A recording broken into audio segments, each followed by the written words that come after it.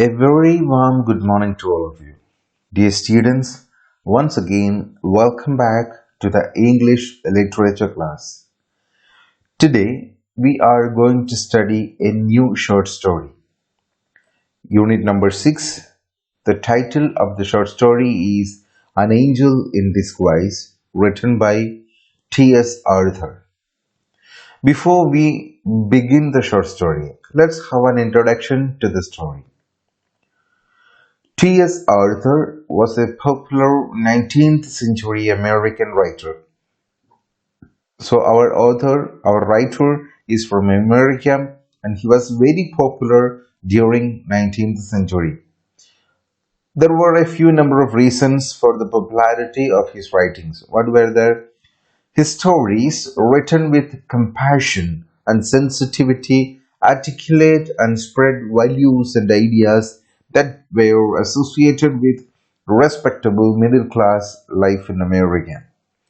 So, the main content, the theme of his stories, it was always about the compassion and sensitivity related to the middle class family in America, and he was articulating this compassion and sensitivity with values and ideas. So that's why he got a number of readers throughout the world. In his story, An Angel in Disguise, T.S. Arthur describes the transformative and restorative power of selfless love. So the story which we are going to deal with, what's the title of the story? An Angel in Disguise. In this story, he is speaking about the transformative and restorative power of selfless love. Or in other words, we can say that selfless love is the subject matter of the story which we are going to study. How love can transform and restore the human life, how much it can influence the human life, how much changes it can bring into the life of every human being. That's what we are going to study in this story. What's the title of the story? An Angel in Disguise. It relates the advent of Maggie, a frail young orphan, into the lives of Wheelwright Joe Thompson and his vinegar-tempered wife Jenny, and the miraculous effect that the child's presence has on the woman's character and the happiness that she brings to her adoptive family. So, this is about a child. Her name is Maggie, a frail young orphan who was not very energetic, who was not very healthy, and she was an orphan. And what happiness they brought in the life of Wheelwright Joe Thompson and his angry wife Jen.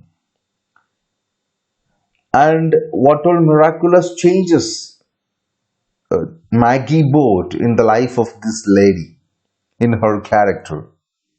So these are the things which we are going to discuss, or which we are going to see in this short story written by T.S. Arthur.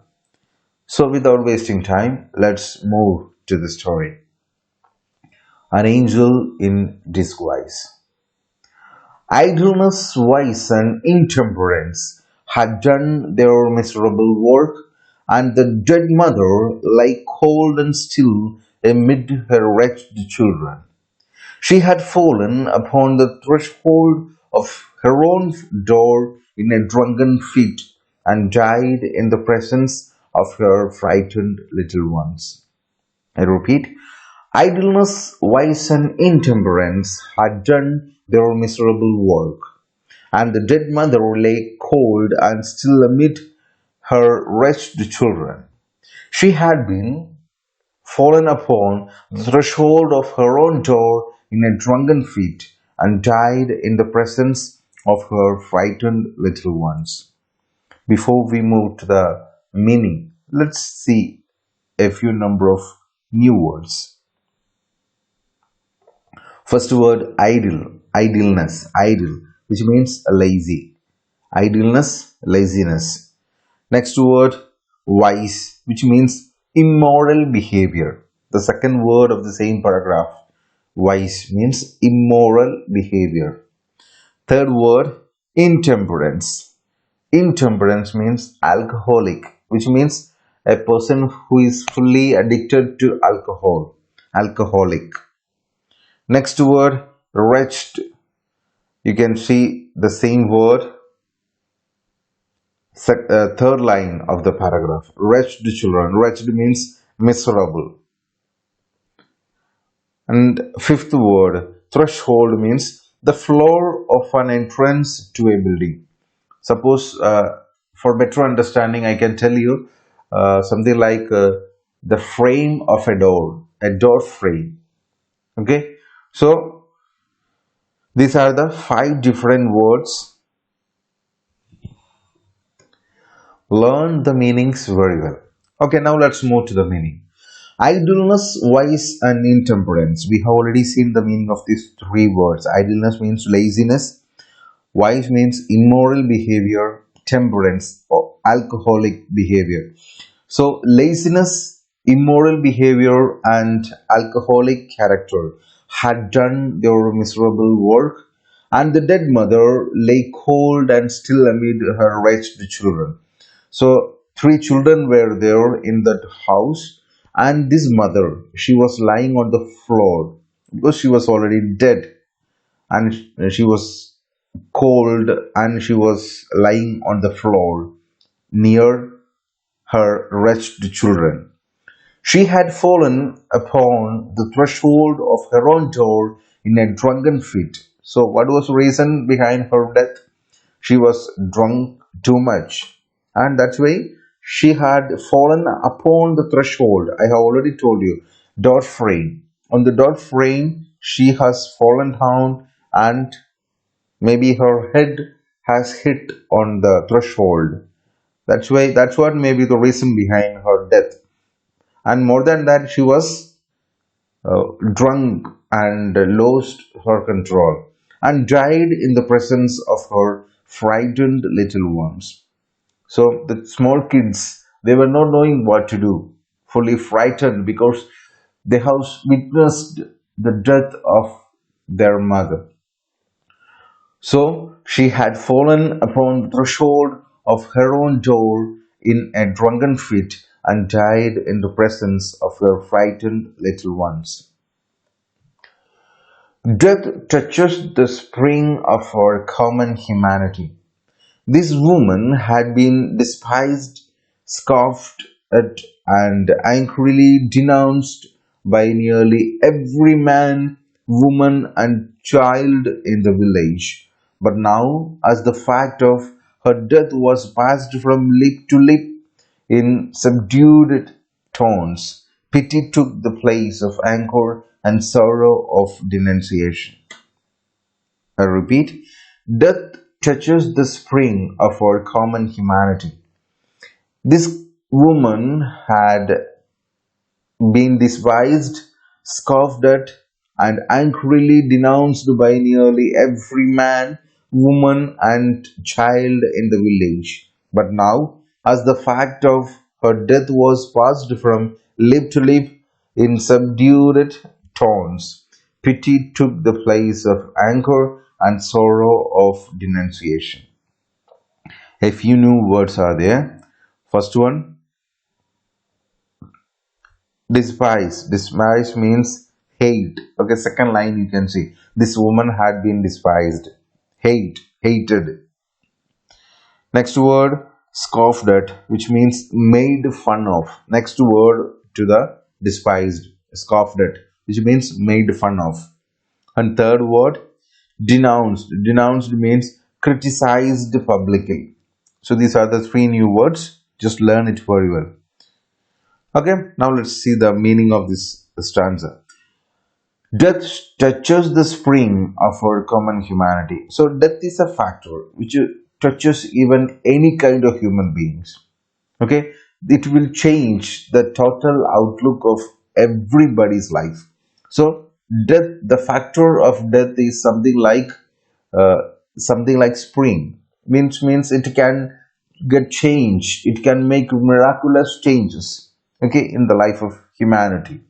This woman had been despised. Okay, hated by. This woman had been hated, scoffed at, which means made fun of, made fun, and angrily denounced, criticized publicly by nearly every man, woman, and child in the village because she was lazy, she was fully drunken, and she was always having very bad manners. So that's why every people of the village were criticizing her, hated her, and they were making fun on her. Okay, so nearly every man, woman, and child in the village. But what had happened? We have already seen death can touch or it can make changes in the life of humanity. But now, as the fact of her death was passed from lip to lip in subdued tones, so in a whispering mood, in a very low voice, when people communicated about the message of her death, okay, when it was being passing from lip to lip in subdued tones, pity took the place of anger. So all the people were angry towards her. So instead of anger, pity came in the heart of people. So that's why we have already seen death touches the spring of our common humanity. Then sorrow of denunciation. So instead of all of the feelings, pity and denunciation started to take place. Pity and sorrow started to fill in the heart of every human being who heard about the death of that lady. Neighbors went hastily to the old tumble-down hut in which she had secured little more than a place of shelter from summer heats and winter cold, some with grey clothes for a decent interment of the body, and some with food for the half-starving children, three in number. I repeat, neighbors went hastily to the old tumble-down hut in which she had secured little more than a place of shelter from summer heats and winter cold, some with grey clothes for a decent interment of the body, and some with food for the half-starving children, three in number. Let's see the new words. Tumble down. Tumble down means bad condition. Tumble down hut, a very pathetic condition of a hut. That's what here it meant.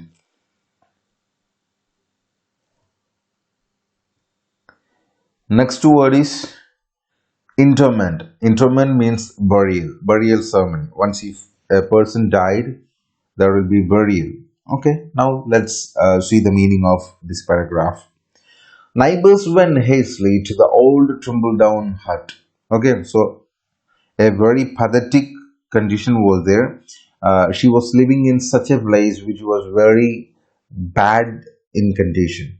So neighbors went to that place. In other words, neighbors went to her house, in which she had secured little more than a place of shelter from summer heats and winter cold.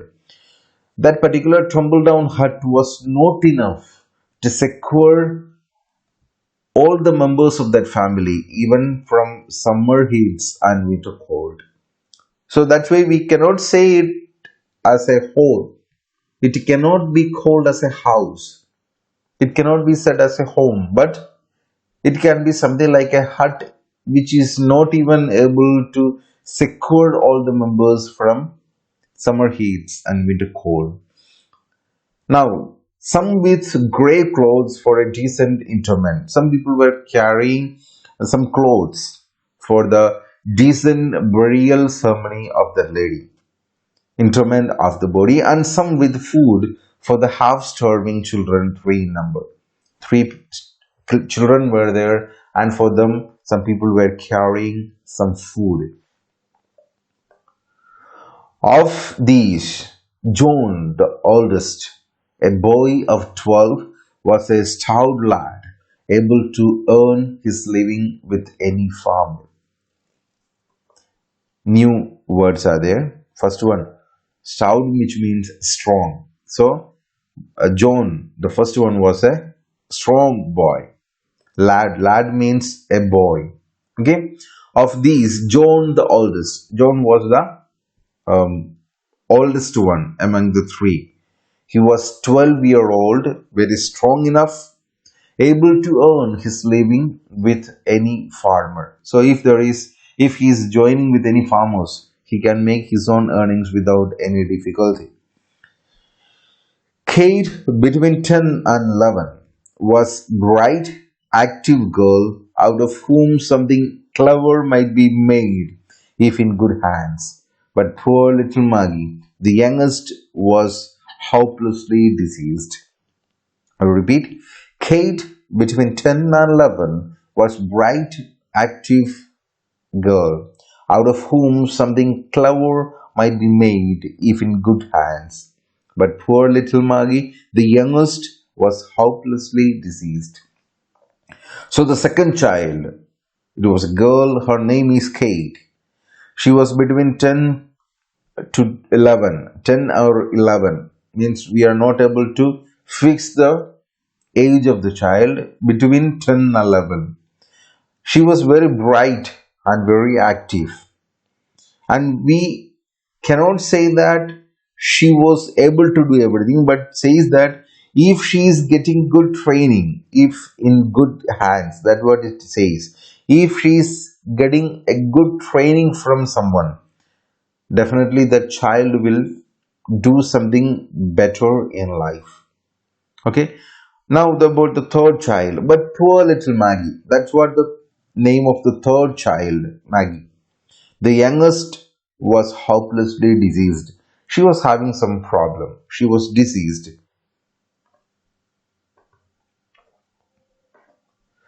2 years before, a fall from a window had injured her spine, and she had not been able to leave her bed since, except when lifted in the arms of her mother. So, what was the problem? We have already seen she was hopelessly diseased. What was the problem? 2 years before, she has fallen down from the window and injured in her spine. There was some problem with her spinal cord due to that fall. Just because of that, she was bedridden forever. She was bedridden forever, not being able to leave her bed since that fall, except when lifted in the arms of her mother. Her mother was carrying her in her arms for feeding food or something. Okay, so except that she was not able to leave her bed. That was the condition of Maggie. That's why it says poor Maggie. The condition of Maggie was hopeless. Okay, so dear students, here we are winding up today's class. In the next class, we will continue with what had happened with Maggie then. Okay, and the rest of the two kids. Okay, we will see again in the next class with the upcoming part of the same story. Still then, I would like to sign off. Thank you.